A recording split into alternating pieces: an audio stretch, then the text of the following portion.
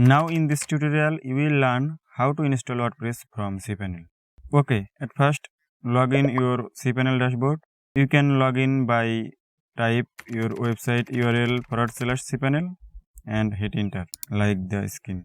After login cPanel dashboard, scroll down and you will see Softaculous app installer. Just click on it and you will see WordPress. Now click on the install button and you can see WordPress setup interface. Now you should fill up all the box with correct information. If you already have activated your SSL certificate, then choose protocol HTTPS instead of HTTP.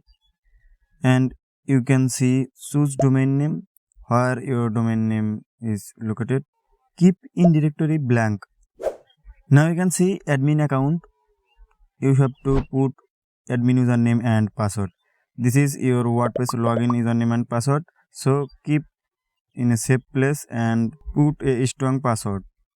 After fill up all the information, scroll down and click the install button. And WordPress will be automatically installed soon. You can see WordPress will be automatically installed. And congratulations, your WordPress software is installed successfully. Next step, you will learn how to log in WordPress dashboard. So if you are not subscribed yet, subscribe to this channel right now and turn on notification. It is a WordPress full course for absolute beginners. So if you want to learn WordPress, then stay with me.